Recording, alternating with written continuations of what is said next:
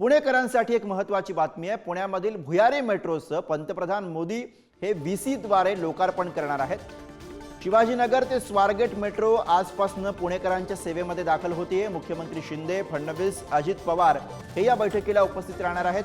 पावसामुळे पंतप्रधान मोदींचा पुणे दौरा हा रद्द झालेला होता आणि त्यानंतर आज या मेट्रोचं लोकार्पण मोदींच्या हस्ते ऑनलाईन माध्यमातून होणार आहे। तर पुणेकरांच्या सेवेमध्ये आजपासून भुयारी मेट्रो दाखल होते आहे। पंतप्रधान नरेंद्र मोदी यांच्या हस्ते ऑनलाईन स्वरूपामध्ये या मेट्रोचं लोकार्पण केलं जाईल आणि त्याचबरोबर मुख्यमंत्री शिंदे, उपमुख्यमंत्री फडणवीस आणि अजित पवार हे आज पुण्यामधल्या या भुयारी मेट्रोमधनं प्रवास करणार आहेत।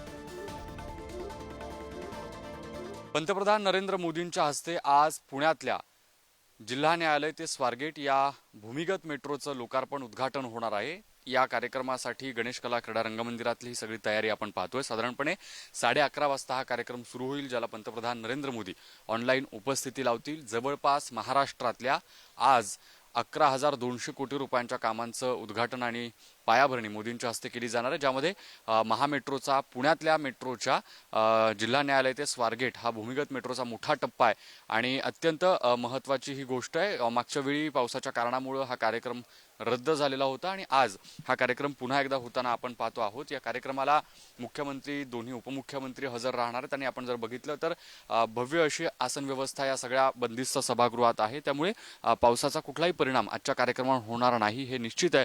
त्यामुळे 12:30 वाजता जेव्हा पंतप्रधान नरेंद्र मोदींच्या हस्ते ऑनलाईन उद्घाटन असेल तेव्हा पुणेकर या सभागृहामध्ये बसू शकतील आणि मोदी या सगळ्या पुणेकरांसोबत आज संवाद साधणार आहेत। वेगवेगळ्या विकास कामांचं उद्घाटन आणि भूमिपूजन त्यांच्या हस्ते केलं जाणार आहे।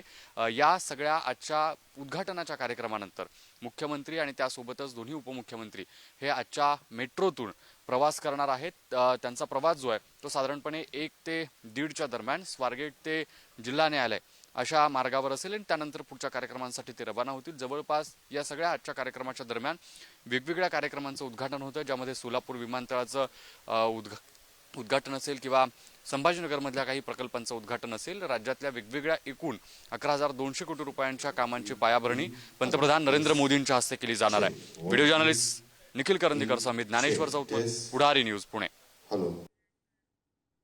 दरम्यान पुण्यामधील भिडेवाड्याचं सुद्धा भूमिपूजन आज होणार आहे। नव्यानं बांधला जाणारा भिडेवाडा कसा असेल याचा आढावा घेतलाय आमचे प्रतिनिधी ज्ञानेश्वर चौतमल यांनी। बघूया। पंतप्रधान नरेंद्र मोदींच्या हस्ते महाराष्ट्रातल्या वेगवेगळ्या विकास कामांचं भूमिपूजन होणार आहे। ऑनलाईन ते आज उपस्थित असतील।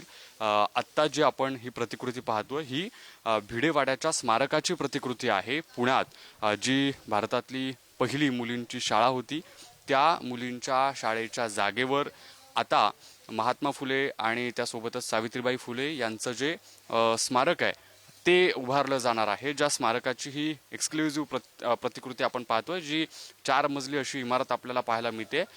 पुरातन वास्तू जशी दिसावी तशा पद्धतीचा हा सगळा स्वरूप आपल्याला या सगळ्या वास्तूचं पाहायला मिळते। यामध्ये विशेषतः जे म्युझियम आहे ते असणार आहे, त्यासोबतच लायब्ररी केली जाणार आहे आणि महात्मा फुले आणि त्यासोबतच सावित्रीमाईंच्या बद्दलची माहिती सांगणारा सगळा महत्त्वाचा दस्तावेज जो आहे तो या भिडेवाड्याच्या स्मारकामध्ये ठेवला जाणार आहे। त्यांचं स्मरण व्हावं अशा पद्धतीची ही सगळी प्रतिकृती जी आहे भिडेवाड्याची ती आपल्याला या ठिकाणी पाहायला मिळते आहे। आज पंतप्रधान नरेंद्र मोदींच्या हस्ते ऑनलाईन पद्धतीनं या भिडेवाड्याच्या स्मारकाचं भूमिपूजन केलं जाणार आहे आणि अर्थातच पुढच्या काही दिवसांमध्ये जेव्हा ही वास्तू अशा पद्धतीची बांधून पूर्ण होईल त्याचं मूर्त रूप आपल्याला या ठिकाणी या स्टॅच्यूच्या माध्यमातून बघायला मिळतं आहे। अशाच पद्धतीची हुबेहूब जी इमारत आहे, जे स्मारक आहे ते पुण्यातल्या दगडूशेठ मंदिराच्या समोरची जी भिडेवाड्याची जागा आहे त्या जागेत उभारलं जाईल। येत्या काही दिवसांमध्ये आज भूमिपूजन झाल्यानंतर त्याचं काम पूर्ण होताना आपल्याला पाहायला मिळेल। व्हिडिओ जर्नलिस्ट निखिल करंदीकर समित ज्ञानेश्वर चौतमल, पुढारी न्यूज, पुणे।